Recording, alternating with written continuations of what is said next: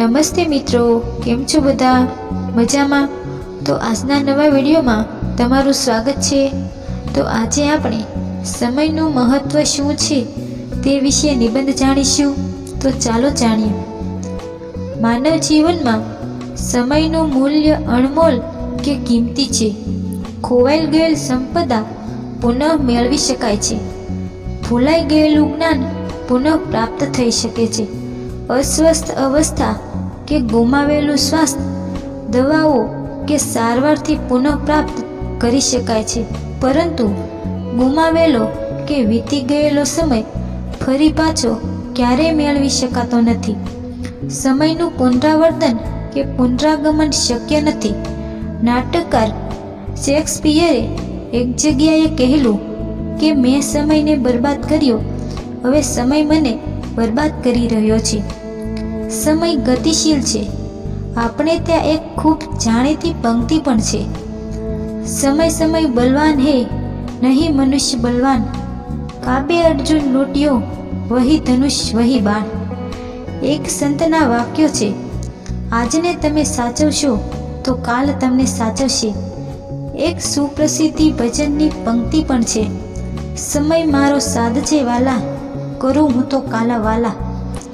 આમ સમય સરળતાથી વહી જાય છે.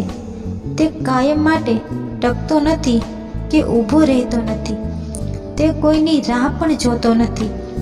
તક કે અવસરની શોધમાં બેસી રહેવાથી કંઈ વળતું નથી. આવેલી તક ઝડપી લેવામાં જ શાણપણ છે. જિંદગી મળી છે તો સમયનું મૂલ્ય સમજવું જરૂરી છે. જીવનમાં ઉદ્દેશ્યો કલ્યાણકારી હોય અને તેમાં સમયનો સદુપયોગ થાય તો સોનામાં સુગંધ ભળી જાય.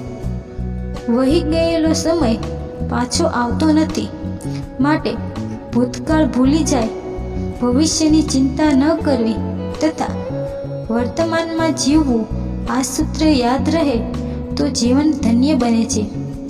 અંધારા પછી અંજવાળું થાય જ છે તથા દુઃખ પછી સુખ આવે જ છે. માટે હકારાત્મક વલણ રાખીને સમયનું મૂલ્ય સમજીએ તે જ આજના સમયની માંગ છે. વર્ષભર કેલેન્ડરના પાના કે તારીખ્યા રોજે રોજ ફરતા જ રહે છે. દિવસ અને રાતનું ચક્ર પણ નિયમિત રીતે ચાલતું જ રહે છે.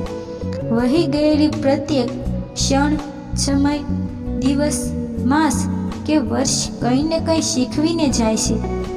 ઘણા નિરાશાવાદી લોકો સમય સાથે બદલાતા નથી કે સમય સાથે તાલ મેળવી શકતા નથી, તેથી તે વધારે દુઃખી. સમય તો દરેકનો બદલાય જ છે, પછી તે સારો હોય કે ખરાબ. સમયની બલિહારી બલવાન છે. સમયના મૂલ્યને સમજીશું તો ફતેહ આપણી જ છે. વાચકોનો વધુ સમય ન લેતા અહીં જ વિરમું છું. તો મિત્રો, તમને આ મારો વિડીયો કેવો લાગ્યો? સારો લાગ્યો તો લાઈક કરજો, શેર કરજો અને ચેનલમાં પહેલી વાર આવ્યા હોય તો સબસ્ક્રાઈબ કરી દેજો. તો મળીએ એક આવા નવા વિડીયો સાથે. ત્યાં સુધી જય માતાજી.